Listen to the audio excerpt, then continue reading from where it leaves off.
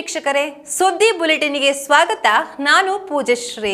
ಜಿಲ್ಲಾ ನಿರೂಪಣಾಧಿಕಾರಿ ಮತ್ತು ಪ್ರಭಾರ ಜಿಲ್ಲಾ ಮಕ್ಕಳ ರಕ್ಷಣಾಧಿಕಾರಿಯಾಗಿ ಕೆಲಸ ನಿರ್ವಹಿಸುತ್ತಾ ಇರುವ ಶ್ರೀಮತಿ ರಶ್ಮಿ ಕೆಎಂ ನಿಕ್ರಾಜ್ ಅವರು ಇದೀಗ ಪ್ರಭಾರ ಜಿಲ್ಲಾ ಉಪನಿರ್ದೇಶಕರಾಗಿ ವಹಿಸಿಕೊಂಡಿದ್ದಾರೆ. ಇವರು ಪ್ರೊಬೇಷನರಿ ಅವಧಿಯಲ್ಲಿ ಸುಳ್ಯ ತಾಲೂಕು ಶಿಶು ಅಭಿವೃದ್ಧಿ ಯೋಜನಾಧಿಕಾರಿಯಾಗಿ 3 ವರ್ಷಗಳ ಕಾಲ ಕರ್ತವ್ಯ ನಿರ್ವಹಿಸಿದ್ದು, ಈ ಸಂದರ್ಭದಲ್ಲಿ ಜನಮೆಚ್ಚಿದ ಅಧಿಕಾರಿಯಾಗಿ ಪುರಸ್ಕಾರಕ್ಕೆ ಭಾಜನರಾಗಿದ್ದರು.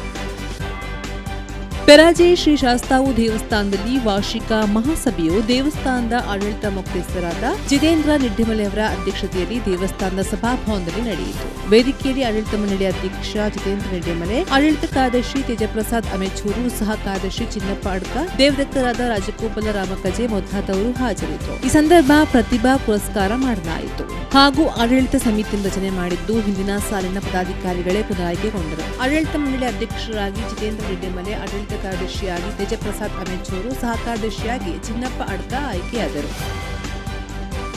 ರೆಪ್ಕೋ ಬ್ಯಾಂಕ್ ಸುಳ್ಯ ಶಾಖೆ ರಿಪೇಟ್ರಿಯೇಟ್ಸ್ ವೆಲ್ಫೇರ್ ಟ್ರಸ್ಟ್ ಇದರ ಸಹಯೋಗದೊಂದಿಗೆ ರಿಪೇಟ್ರಿಯೇಟ್ಸ್ ಮಹಿಳೆಯರಿಗೆ ಉಚಿತ ಹೋಲಿಗೆ ಯಂತ್ರಗಳ ವಿತರಣೆ ಮತ್ತು ಕ್ಷೇಮಾಭಿವೃದ್ಧಿ ಸಮಾರಂಭ, ಮುಖ್ಯ ಅತಿಥಿಗಳಿಂದ ಅನುದಾನಗಳ ವಿತರಣೆ ಕಾರ್ಯಕ್ರಮ ಸುಳ್ಯ ದುರದರ್ಶಿನಿ ಮರಾಠ ಸಭಾಭವನದಲ್ಲಿ ನಡೆಯಿತು. ಕಾರ್ಯಕ್ರಮವನ್ನು ರೆಪ್ಕೋ ಬ್ಯಾಂಕ್ನ ಅಧ್ಯಕ್ಷ ಇ ಸಂತಾನಂ ರವರು ದೀಪ ಬೆಳಗಿಸಿ ಉದ್ಘಾಟಿಸಿದರು. ಈ ಸಂದರ್ಭ ರೆಪ್ಕೋ ಬ್ಯಾಂಕ್ ಫೈನಾನ್ಸ್ನ ಅಧ್ಯಕ್ಷ ಸಿ ತಂಗರಾಜು ಹಾಜರಿದ್ದರು. ರಾಜ್ಯದಲ್ಲಿರುವ ಸರ್ಕಾರಿ ವಿದ್ಯುತ್ ಕಂಪನಿಗಳನ್ನು ಖಾಸಗೀಕರಣಗೊಳಿಸಿ ಟಾಟಾ ಪವರ್ ಕಂಪನಿಗೆ ಲೈಸೆನ್ಸ್ ನೀಡುವ ಯೋಜನೆಯನ್ನ ಖಂಡಿಸಿ ರೈತ ಸಂಘದಿಂದ ಸುಳ್ಯ ತಾಲೂಕು ಘಟಕದ ವತಿಯಿಂದ ತಹಶೀಲ್ದಾರ್ಗೆ ಮನವಿಯನ್ನ ಸಲ್ಲಿಸಲಾಯಿತು. ಖಾಸಗೀಕರಣದಿಂದ ರೈತರಿಗೆ ಹಾಗೂ ಜನಸಾಮಾನ್ಯರಿಗೆ ತುಂಬಾ ತೊಂದರೆ ಆಗ್ತಾ ಇದ್ದು, ಸರ್ಕಾರದಿಂದ ರೈತರು ಹಾಗೂ ಗ್ರಾಹಕರಿಗೆ ಸಿಗುವ ವಿವಿಧ ಸೌಲಭ್ಯಗಳನ್ನು ಕಡಿತಗೊಳ್ಳುವ ಸಾಧ್ಯತೆ ಇದ್ದು, ಆದ್ದರಿಂದ ಲಾಭದಲ್ಲಿರುವ ಮೆಸ್ಕಾಂ ಕಂಪನಿಯನ್ನು ಯಾವುದೇ ಕಾರಣಕ್ಕೂ ಟಾಟಾ ಪವರ್ ಕಂಪನಿಯವರಿಗೆ ಹಸ್ತಾಂತರಿಸಬಾರದು. ಹಾಗಾಗಿ ಈ ಕೂಡಲೇ ಟಾಟಾ ಪವರ್ ಕಂಪನಿಯ ಅರ್ಜಿಯನ್ನು ತಿರಸ್ಕಾರ ಮಾಡಬೇಕೆಂದು ರೈತ ಸಂಘದ ಸುಳ್ಯ ತಾಲೂಕು ಘಟಕ ಮನವಿಯಲ್ಲಿ ಒತ್ತಾಯಿಸಿದೆ. ಸುದ್ದಿ ಬುಲೆಟಿನ್ ಮುಂದುವರೆಯುತ್ತೆ ಸ್ಮಾಲ್ ಬ್ರೇಕ್ನ ನಂತರ. ಅತ್ತೆ, ಇದು ನನ್ನ ಬರ್ಡೇ ಗಿಫ್ಟ್. ಇದೆಲ್ಲ ಜೀವನದಲ್ಲಿ ನನಗೋಸ್ಕರ ತಗೊಂಡ್ಬಂದಿದ್ದಾರೆ. ನಿನ್ ಮೇಲೆ ತುಂಬಾ ಚೆನ್ನಾಗಿ ಕಾಣುತ್ತೆ. ಇದು ತುಂಬಾ ಚೆನ್ನಾಗಿದೆ ಅಲ್ವಾ? ತುಂಬಾ ಚೆನ್ನಾಗಿದೆ.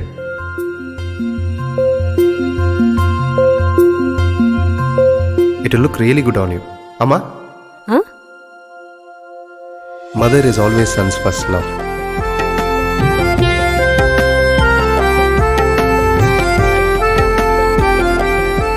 ಪ್ರತಿ ಪೀಳಿಗೆಯ ಪ್ರೀತಿಯ ಮಳಿಗೆ ಜಿಎಲ್ ಆಚಾರ್ಯ ಜುವೆಲ್ಲರ್ಸ್.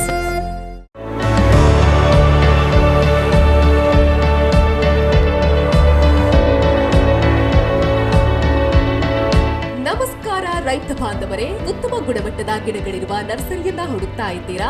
ಹಾಗಾದ್ರೆ ನಮ್ಮ ಸುಳ್ಯದ ಮೊಗರ್ಪಡೆ ಮಸೀದಿ ಮುಂಭಾಗವಿರುವ ಕರ್ನಾಟಕ ಅಗ್ರಿ ಗಾರ್ಡನ್ ನರ್ಸರಿಗೆ ಭೇಟಿ ಕೊಡಿ.